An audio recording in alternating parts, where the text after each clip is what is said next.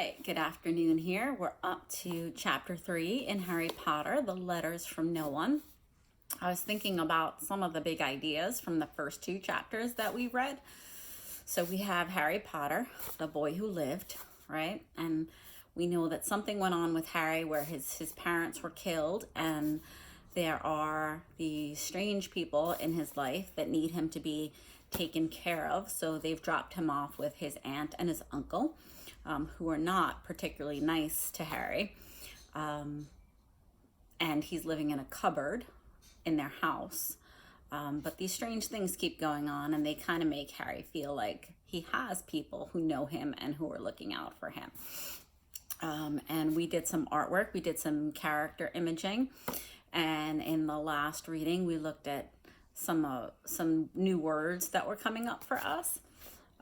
Today I was previewing this chapter before I read it to you. I was thinking about the importance of punctuation, and I'm noticing that there's a lot of exclamation points in this chapter, which would typically mean there's a lot of excitement or perhaps yelling or loudness, right?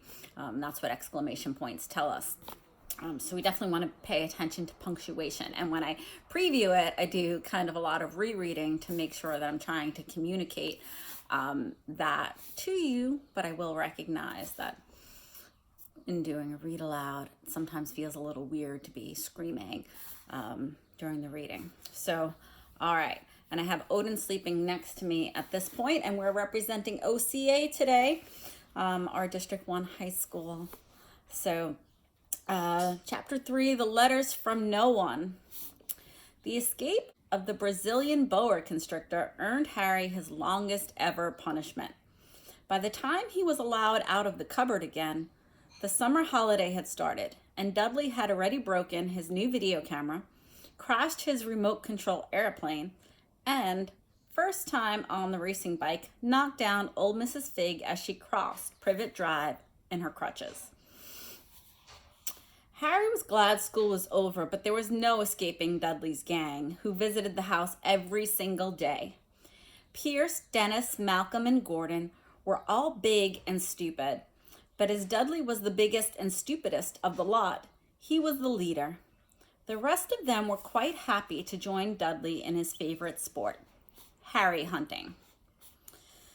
This was why Harry spent as much time as possible out of the house, wandering around and thinking about the end of the holiday where he could see a tiny ray of hope. When September came, he would be off to secondary school, and for the first time in his life, he would be without Dudley. Dudley had been accepted to Uncle Vernon's old private school, Smeltings. Pierce Polkiss was going there too. Harry, on the other hand, was going to Stonewall High, the local public school. Dudley thought this was very funny. They stuffed people's heads down the toilet on the first day at Stonewall, he told Harry. Want to come upstairs and practice? No thanks, said Harry. The poor toilets never had anything as horrible as your head down it. It might get sick. Then he ran off before Dudley could figure out what he'd said. One day in early July, Aunt Petunia took Dudley to London to buy his Smeltings uniform, leaving Harry at Mrs. Fig's. Mrs. Fig's wasn't as bad as usual. It turned out she'd broken her leg tripping over one of her cats, and she didn't seem quite as fond of them as she did before. She let Harry watch television and gave him a bit of chocolate cake. It tasted as though she'd had it for several years. That evening, Dudley paraded around the living room for the family in his new uniform. Smelting's boys wore maroon tailcoats, orange knickerbockers, and flat straw hats called boaters.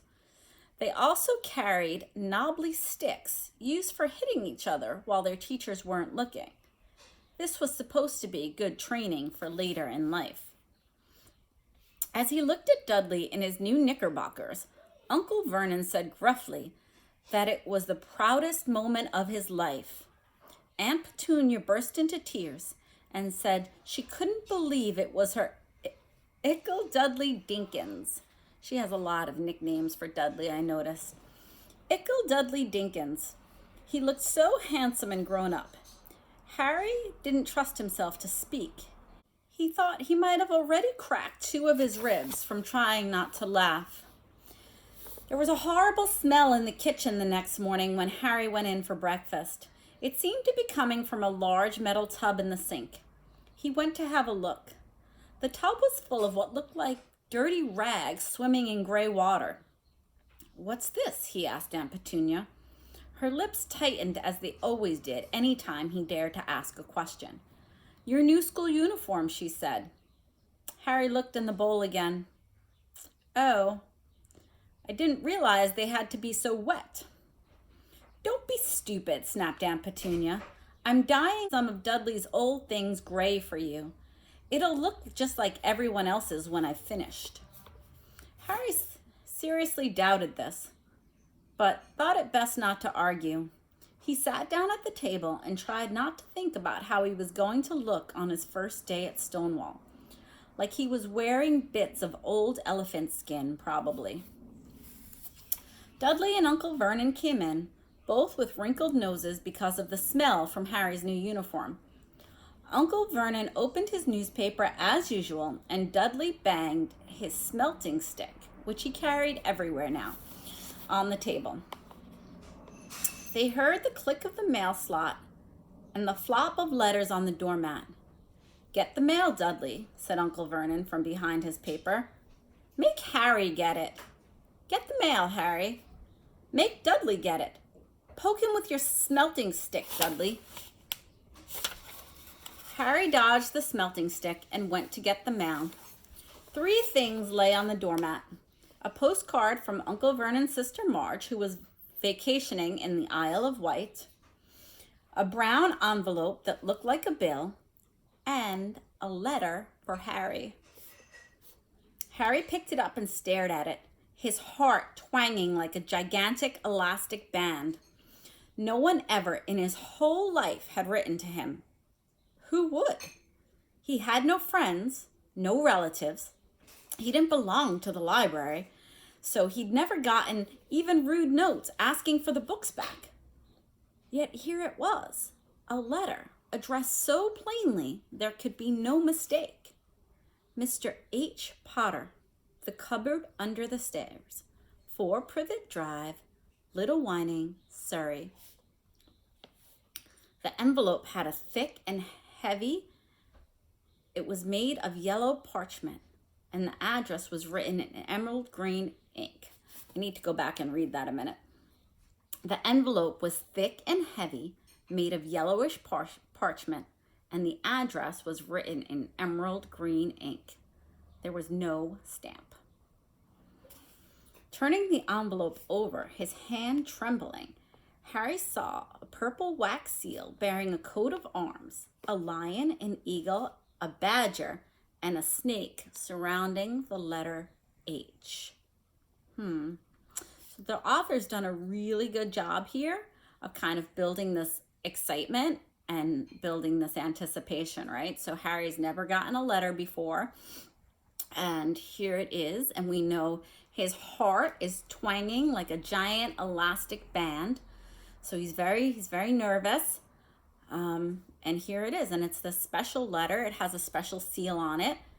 It has a letter H, and it has this coat of arms. I'm wondering if you've ever seen a coat of arms before, how you might imagine it or picture it. So coat of arms usually sort of looks like a shield, and then it has like pictures of things that represent whatever it's the coat of arms for. So this one has an H, a lion, an eagle, a badger, and a snake. So we'll try to find something that we can show you that looks like that. "Hurry up, boys," shouted Uncle Vernon from the kitchen. "What are you doing, checking for letter bombs?" He chuckled at his own joke. He went back to the kitchen, still staring at the letter. He handed Uncle Vernon the bill and the postcard, sat down, and slowly began to open the yellow envelope. Uncle Vernon ripped over the bill, snorted in disgust, and flipped over the postcard. "Marge is ill," he informed Petunia. "Ate a funny whelk." "Dad," said Dudley suddenly. "Dad, Harry's got something." Harry was at the point of unfolding his letter, which was written on the same heavy parchment as the envelope, when it was jerked sharply out of his hand by Uncle Vernon. "That's mine," Harry said, trying to snatch it back. "Who would be writing you?" sneered Uncle Vernon, shaking the letter open with one hand and glancing at it.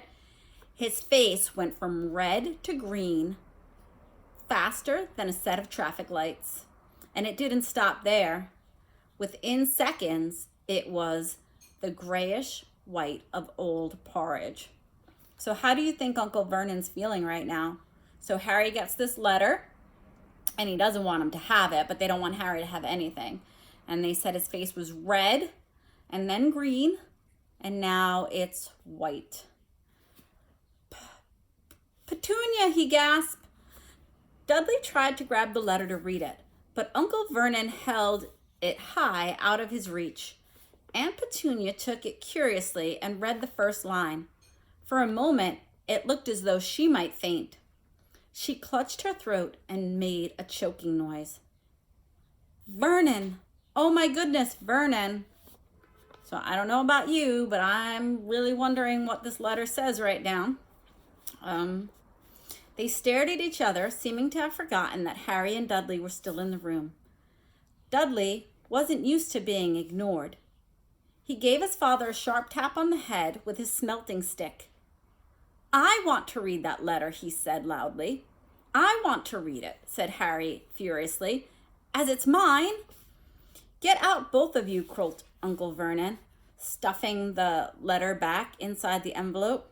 Harry didn't move. "I want my letter," he shouted.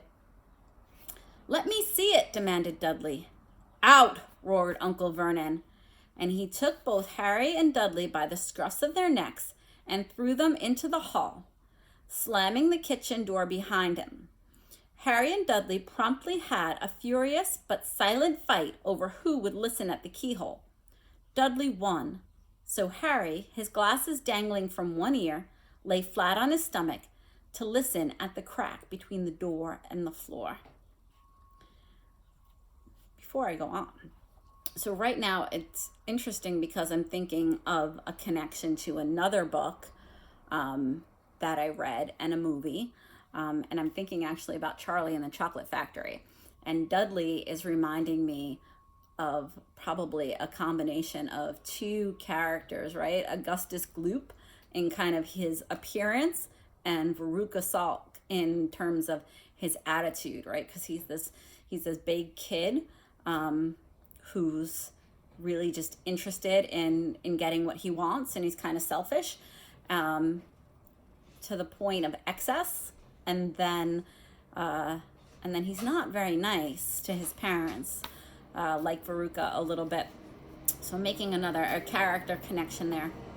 All right, so back to Harry and Dudley listening at the door to Aunt Petunia and Uncle Vernon talking about this letter. We're going to see what's going to happen.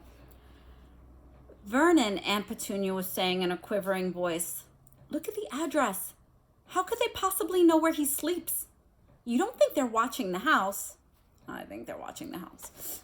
"Watching? Spying? Might be following us," muttered Uncle Vernon wildly. "But what should we do, Vernon? Should we write back? Tell them we don't want." Harry could see Uncle Vernon's shiny black shoes pacing up and down the kitchen. "No," he said finally. "No, we'll ignore it. If they don't get an answer, yes, that's best. We won't do anything." "But I'm not having one in the house, Petunia. Didn't we swear when we took him in we'd stamp out all of that dangerous nonsense?" That evening, when he got back from work, Uncle Vernon did something he'd never done before. He visited Harry in his cupboard. "Where's my letter?" said Harry the moment Uncle Vernon had squeezed through the door. "Who's writing to me?" "No one. It was addressed to you by mistake," said Uncle Vernon shortly. "I have burned it." "It was not a mistake," Harry said angrily. "It had my cupboard on it."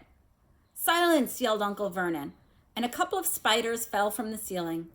He took a few deep breaths, then forced his face into a smile, which looked quite painful. Yes, Harry, about this cupboard. Your aunt and I have been thinking. You're really getting too big for it. We think it might be good if you moved into Dudley's second bedroom. Why? Said Harry. Don't ask questions, snapped his uncle. Take this stuff up the stairs now. The Dursleys' house had 4 bedrooms, one for Uncle Vernon and Aunt Petunia, one for visitors, usually Uncle Vernon's sister Marge, one where Dudley slept, and one where Dudley kept all his toys and things that wouldn't fit in the first bedroom. It only took Harry one trip upstairs to move everything he owned from the cupboard to his new room. He sat down on the bed and stared around him. Nearly everything in here was broken. The month-old video camera was lying on top of a small, working tank Dudley had once driven over to the next-door neighbor's dog. In the corner was Dudley's first ever television set, which he'd put his foot through when his favorite program had been canceled. There was a large bird cage, which once held a parrot that Dudley had swapped at school for a real air rifle, which was up on the shelf with the end all bent because Dudley had sat on it. Other shelves were full of books. They were the only things in the room that looked as though they'd never been touched. From downstairs came the sound of Dudley's bawling at his mother. I don't want him in there. I need that room. Make him get out. Harry sighed and stretched out on the bed. Yesterday, he'd have given anything to be up here. Today, he'd rather be back in the cupboard with that letter than up here without it. The next morning at breakfast, everyone was rather quiet. Dudley was in shock. He'd screamed, whacked his father with the smelting stick on purpose, kicked his mother, and thrown his tortoise through the greenhouse roof, and he still didn't have his room back. Harry was thinking about this time yesterday and bitterly wishing he'd opened that letter in the hallway. Uncle Vernon and Aunt Petunia kept looking at each other darkly. When the mail arrived, Uncle Vernon, who seemed to be trying to be nice to Harry, made Dudley go and get it. They heard him banging things with his smelting stick all the way down the hall. Then he shouted, "There's another one. Mr. H. Potter, the smallest bedroom, 4 Privet Drive." With a strangled cry, Uncle Vernon leapt up from his seat, ran down the hall, and Harry ran right behind him. Uncle Vernon had to wrestle Dudley to the ground to get the letter from him, which was made more difficult by the fact that Harry had grabbed Uncle Vernon around the neck from behind. After a minute of confusing fighting, in which everyone got hit a lot by the smelting stick, Uncle Vernon straightened up, gasping for breath, with Harry's letter clutched in his hand. "Go to your cupboard. I mean your bedroom," he wheezed at Harry. "Dudley, go. Just go." Harry walked around his new room. Someone knew he had moved out of his cupboard, and they seemed to know he hadn't received the first letter. Surely that meant they'd try again.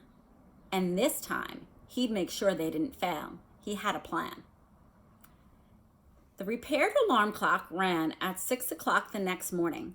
Harry turned it off quickly and dressed silently. He mustn't wake the Dursleys. He stole downstairs without turning on any of the lights. He was going to wait for the postman on the corner of Privet Drive and get the letters for the number 4 first. His heart hammered as he crept across the dark hall towards the front door. Harry leapt in the air. He trodden on something big and squishy on the doormat, something alive. Lights clicked on upstairs, and to his horror, Harry realized that the big, squishy something had been his uncle's face. Uncle Vernon had been lying at the foot of the front door in a sleeping bag, clearly making sure that Harry didn't do exactly what he'd been trying to do.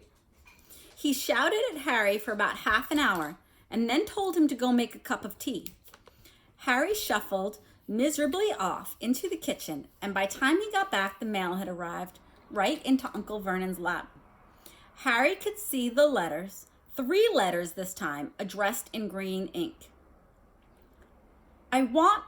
He began, but Uncle Vernon was tearing the letters to pieces before his eyes. Uncle Vernon didn't go to work that day. He stayed at home and nailed up the mail slot.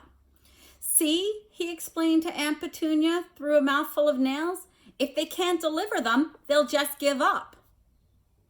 I'm sure that'll work, said Vernon. Do you think that's going to work? Because I don't think it's going to work. They seem to be trying very hard to get to Harry, and based on some other things we know that we read about in the beginning of the story, it sounds like they've been watching out for Harry all along. So whatever's going to happen, I don't think they're going to give up, because it tells me that a lot of people are, based on what we read at the beginning, we know a lot of people are worried about Harry. But they think that right now this is the best place for him. I don't know about soon, though.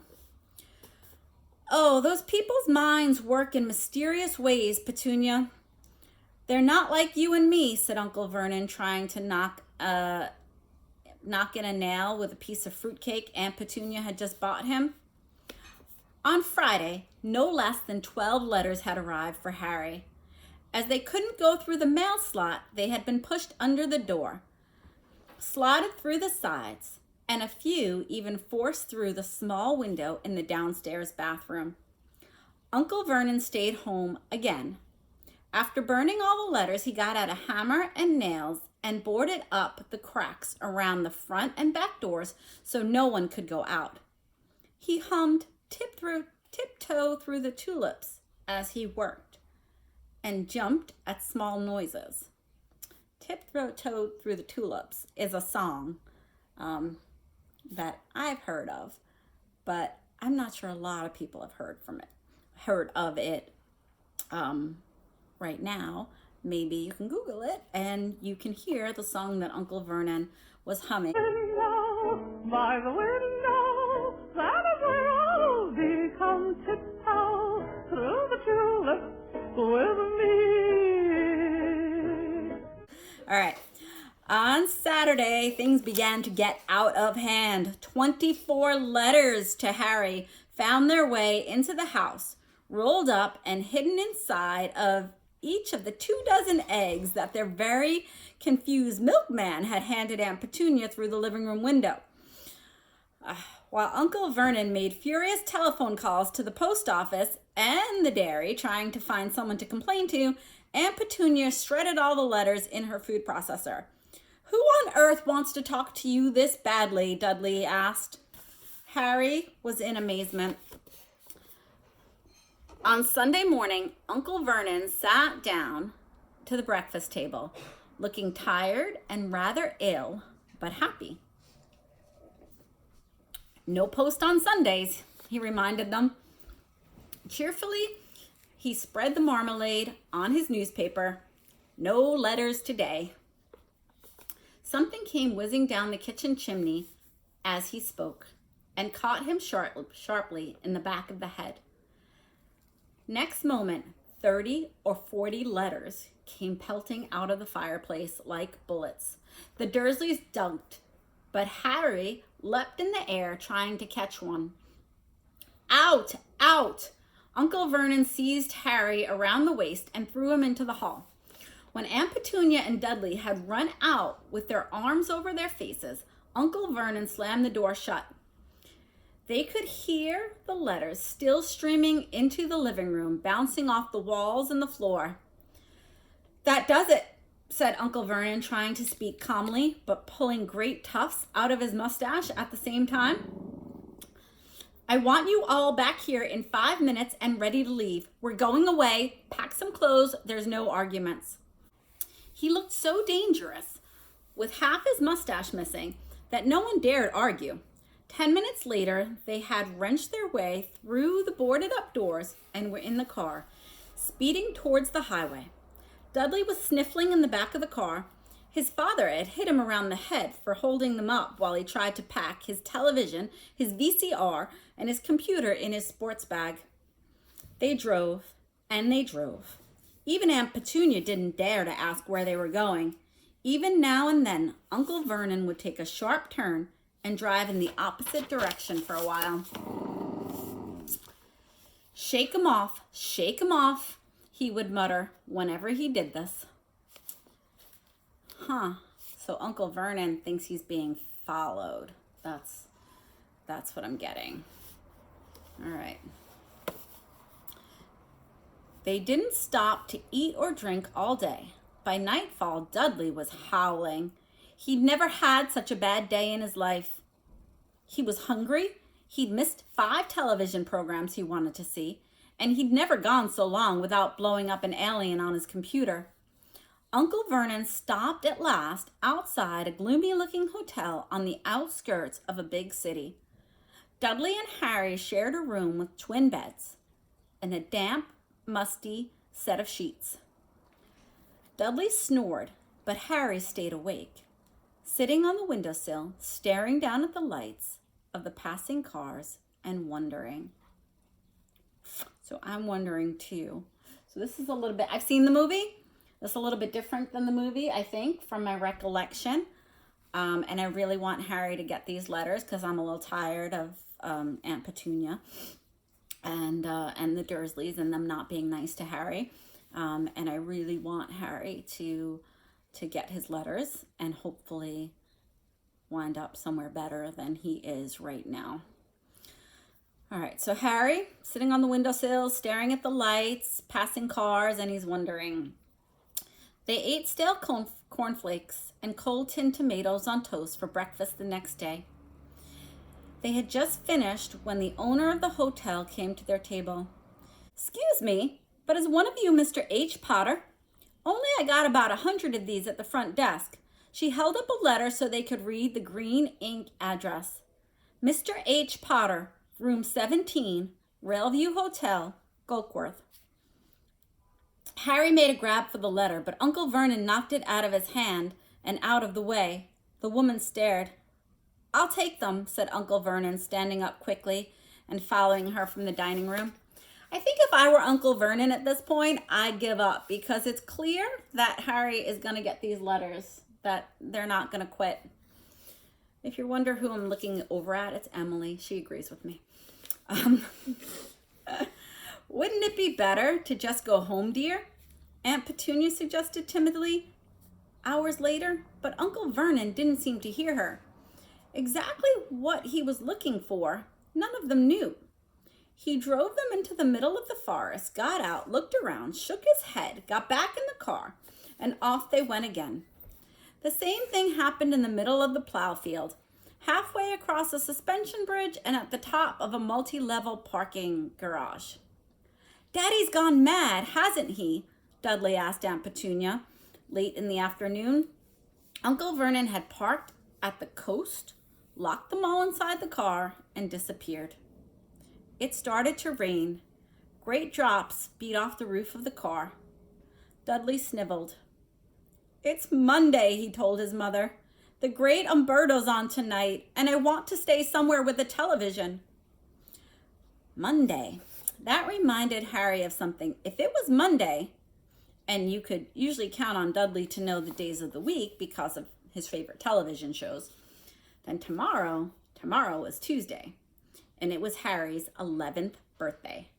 Of course, his birthdays were never exactly fun. Last year, the Dursleys had given him a coat hanger and a pair of Uncle Vernon's old socks. Still, it's not every day you turn 11. Uncle Vernon was back and he was smiling. He was also carrying a long, thin package and didn't answer Aunt Petunia when she asked what he bought. "Found the perfect place," he said. "Come on, everyone out." It was very cold outside the car. Uncle Vernon was pointing at what looked like a large rock all the way out to sea. Perched on top of the rock was the most miserable little shack you could imagine. One thing was certain. There was no television in there. "Storm forecast for tonight," said Uncle Vernon gleefully, clapping his hands together. "And this gentleman's kindly agreed to lend us his boat." A toothless old man came ambling up to them, pointing with a rather wicked grin at an old rowboat bobbing in the iron gray water below them. "I've already got us some rations," said Uncle Vernon, "so all aboard." It was freezing on the boat. Icy sea spray and rain crept down their necks, and a chilly wind whipped their faces. After what seemed like hours, they reached the rock where Uncle Vernon slipping and sliding, led the way to a broken down house. Now, I would never be Aunt Petunia because she is not nice, and she's very not nice to Harry especially. But if I were Aunt Petunia at this point, this would not be going down. We'd have to accept that the letters were going to come no matter where we were. All right. The inside was horrible. It smelled strongly of seaweed. The wind whistled through the gaps in the wooden walls, and the fireplace was damp and empty. There were only 2 rooms. Uncle Vernon's rations turned out to be a bag of chips each and 4 bananas. He tried to start a fire, but the empty chip bags just smoked and shriveled up. Could do with some of those letters now, eh? He said cheerfully. Uncle Vernon was in a very good mood. Obviously, he thought nobody stood a chance of reaching them there in this storm to deliver the mail. Harry privately agreed, though the thought didn't cheer him up at all. As night fell, the promised storm blew around them. Spray from the high waves splattered the walls of the hut, and a fierce wind rattled the filthy windows. Aunt Petunia found a few moldy blankets in the second room and made up a bed for Dudley on the moth-eaten sofa. She and Uncle Vernon went off to the lumpy bed next door, and Harry was left to find the softest bit of floor he could and to curl up under the thinnest, most raggedy blanket there was. The storm raged more and more ferociously as the night went on. Harry couldn't sleep. He shivered and turned over, trying to get comfortable, his stomach rumbling with hunger. Dudley's snores were drowned out by the low rolls of thunder that started near midnight. The lighted dial of Dudley's watch, which was dangling over the edge of the sofa on his fat wrist, told Harry that he'd be 11 in 10 minutes' time. He lay and watched his birthday tick nearer, wondering if the Dursleys would remember it all, wondering where the letter writer was now. 5 minutes to go. Harry heard something creak outside. He hoped the roof wasn't going to fall in, although it might be warmer if it did. 4 minutes to go. Maybe the house in Privet Drive would be so full of letters when they got back that he'd be able to steal one somehow. 3 minutes to go. Was that the sea slapping hard against a rock like that? And 2 minutes to go. What was that funny crunching noise? Was the rock crumbling into the sea? 1 minute to go, and he'd be 11. 30 seconds. 20, 10, 9. Maybe he'd wake up Dudley just to annoy him. 3, 2, 1. There's that anticipation again, right? So taking that moment, kind of stretching it out. We know something's going to happen, or we think something's going to happen, right? And we're doing the countdown as a way to sort of build anticipation. Boom! The whole shack shivered, and Harry sat bolt upright, staring at the door. Someone was outside, knocking to come in. Oh, that's it. That's the end of the chapter. Oh, man. So talk about anticipation. All right. Someone's knocking. Someone hasn't given up. Harry's not getting the letters. Someone's coming to maybe deliver the letters themselves. Unfortunately, we're not going to find out till we get to our next chapter. All right.